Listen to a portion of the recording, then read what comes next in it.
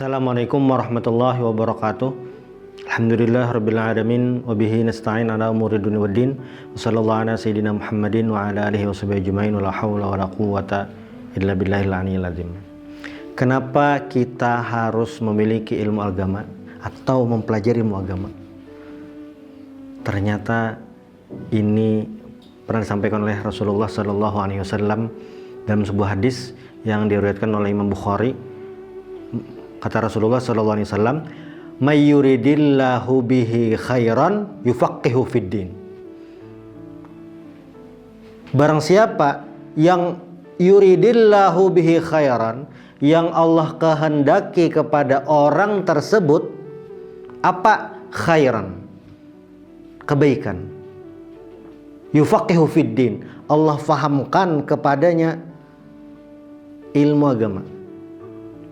Dalam hadis ini diawali dengan kata man.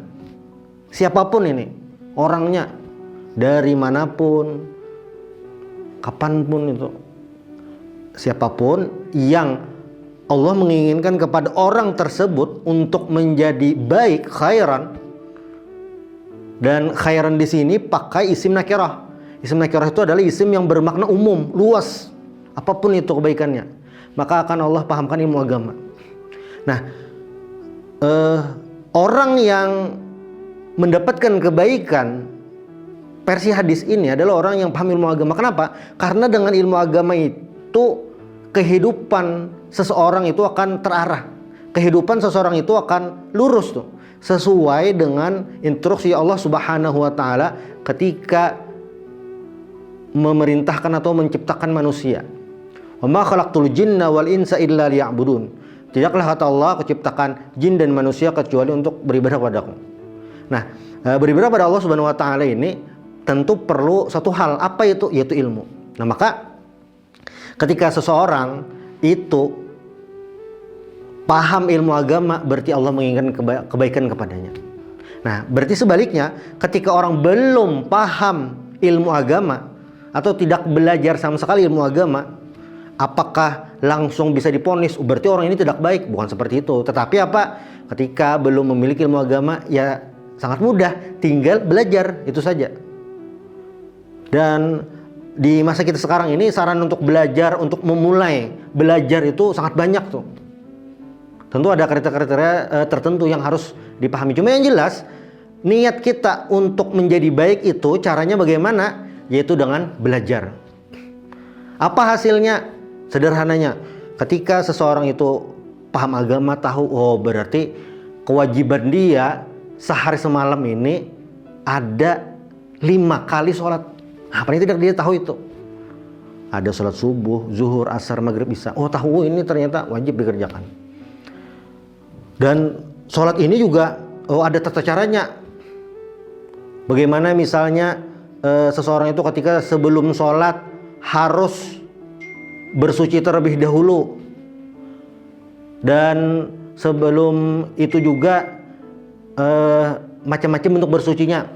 Kalau hadis kecil itu dengan berwudu, hadis besar itu dengan mandi wajib.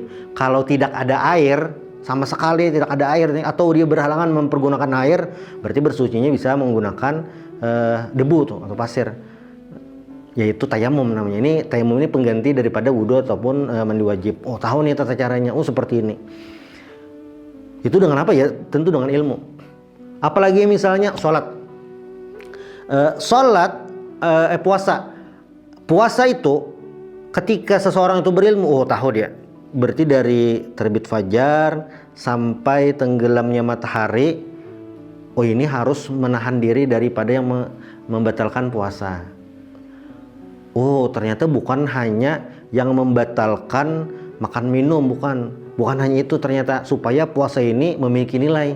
Oh ternyata harus menjaga daripada hal-hal yang membuat dosa, menjaga anggota tubuh, mata, telinga, mulut, tangan, kaki. Oh ini dijaga, ini jangan sampai mengerjakan dosa. Oh puasa seperti itu, latihan untuk itu. Oh, tahu ini ilmunya. Nah, dan khairan ini, kebaikan dalam hadis yang disampaikan oleh Rasulullah SAW ini sangat luas juga. Seseorang yang sama sekali misalnya tidak tahu agama, itu ketika tahu tata cara, adab semuanya, itu akan menjadi indah. Bagaimana cara memakai pakaian terlebih dahulu sebelah kanan misalnya, alas kaki kanan terlebih dahulu, atayamun. Nabi itu menyukai atayamun, menyukai sebelah kanan itu untuk memulai yang baik itu.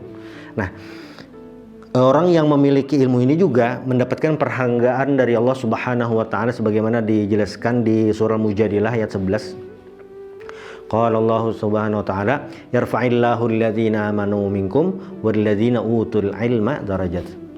Allah Subhanahu wa taala yarfa di sini mengangkat. Yarfa'illahu alladhina amanu minkum. Allah mengangkat orang-orang beriman. Jadi di ayat ini ada dua bagian. Yang pertama, Allah Ta'ala mengangkat orang-orang beriman. Jadi ketika ada orang beriman, ini rukun iman kan tuh ada 6. Nah, mengimani yang 6 macam ini, Allah angkat derajatnya.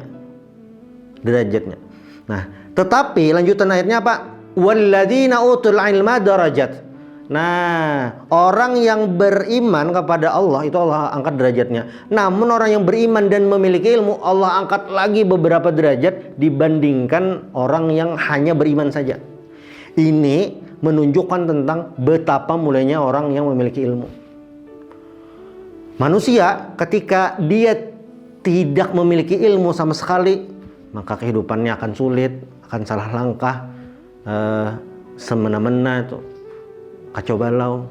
Tetapi ketika dia memiliki ilmu, nah maka terarah itu. Makanya dalam Mahfuzat itu sebutkan al-ilmu nurun. Ilmu itu seperti cahaya. Ilmu itu cahaya.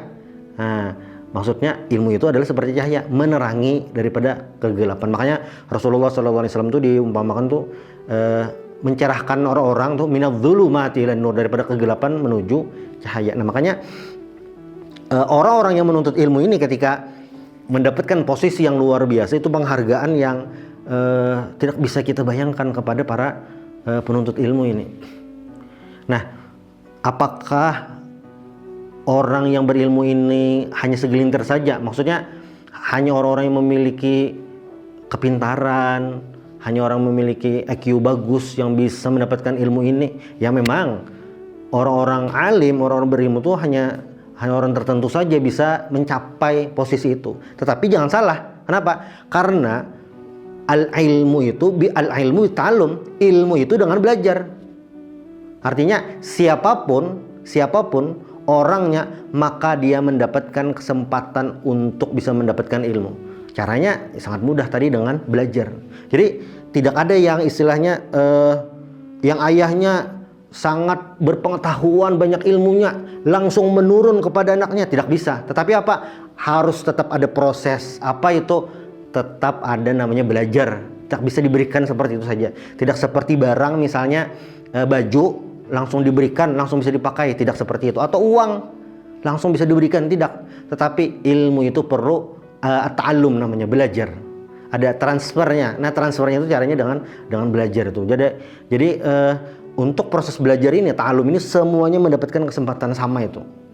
Nah, maka ini tidak salah antara posisi yang luar biasa didapatkan dengan proses yang dijalani. Ini sangat berbanding lurus itu. Jadi seberapa sulit seseorang itu ketika ingin memperoleh ilmu, seperti itu jugalah prosesnya, dan seperti itu jugalah pahala yang dia dapatkan dari Allah Subhanahu wa taala. Nah, maka di akhir sesi ini di sini ada dua hal penting yang harus kita pahami. Pertama tadi adalah dari hadis baginda Rasulullah SAW yang diriwayatkan oleh Imam Bukhari, "Mayuridillahu bihi khairan yufaqihu fiddin." Jadi siapapun yang Allah kehendaki kebaikan kepada orang tersebut, maka dia akan dipahamkan ilmu agama.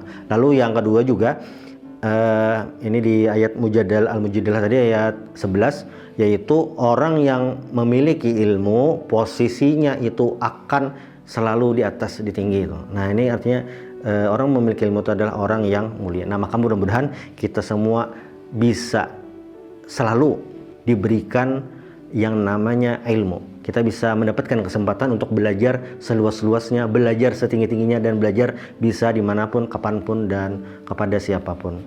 Subhanallah bihamdik, asyhadu an la ilaha illa anta, astaghfiruka wa atubu ilaik. Assalamualaikum warahmatullahi wabarakatuh.